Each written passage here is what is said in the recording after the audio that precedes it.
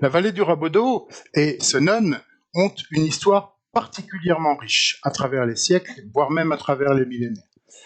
Cette histoire est parfois, pour certains, une histoire lourde à porter. Et c'est un paradoxe dans lequel nous reviendrons. Le poids de l'histoire dans l'image de la vallée du Rabodeau est tout à fait important. Il y a eu deux âges d'or dans cette histoire. Le premier âge d'or est celui de l'histoire culturelle et notamment religieuse, avec l'implantation des abbayes, nous y reviendrons. Et le deuxième âge d'or est celui de l'industrialisation de cette vallée, à partir des années 1850, qui a apporté une structure industrielle particulièrement importante, mais qui malheureusement a subi un déclin qui s'est finalisé à la fin du XXe siècle. Et obligatoirement, cette désindustrialisation a eu un effet sur la sociologie des habitants de cette vallée et de Senones. Certains sont allés chercher fortune ailleurs, d'autres sont restés dans cette vallée et pour certains se sont reconvertis et ont amené d'autres cultures économiques. L'autre âge d'or et l'autre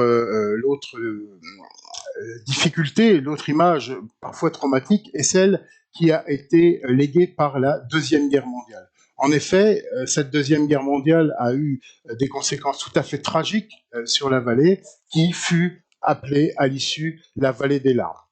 Aujourd'hui, je pense que cette image doit être un petit peu réactualisée parce que l'histoire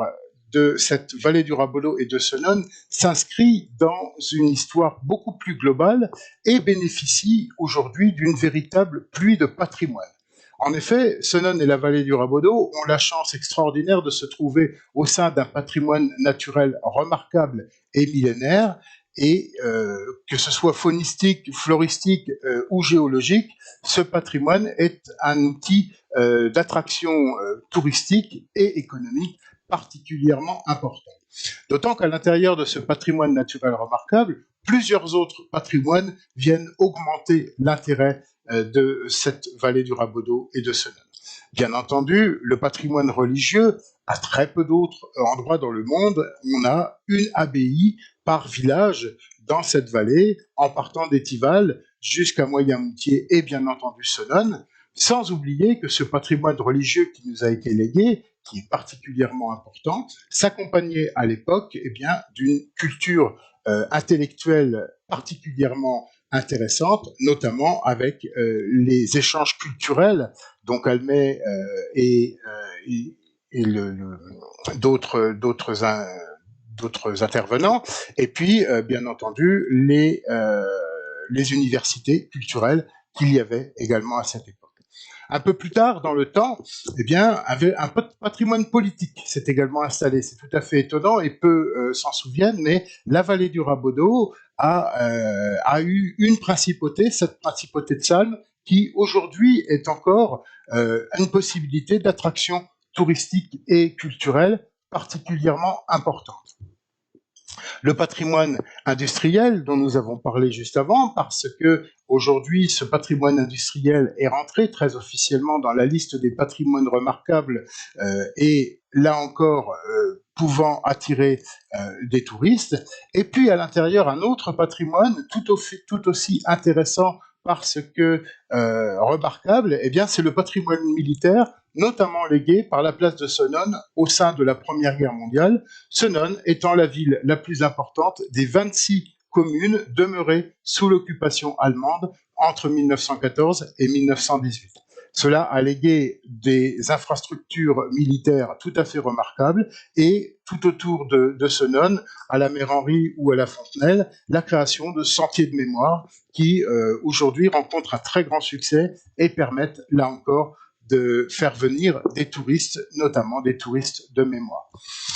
Et donc, nous avons aujourd'hui cette image un petit peu dichotomique, c'est un peu paradoxal, qui est ce paradoxe culturel de la vallée du Rabodeau et de Senones, où l'on pense en effet que l'histoire a connu ses âges d'or et que ces âges d'or sont passés, alors qu'en fait, culturellement, la vallée du Rabodeau a connu des dizaines de publications, il y a eu plus d'une trentaine de publications au cours des dernières années, démontrant la richesse et le dynamisme intellectuel, culturel et éditorial de cette vallée, que ce soit par ceux qui en ont témoigné de leur vie, mais également de tous ces essais et de toutes ces études liées au patrimoine que j'ai cité, aux personnages qui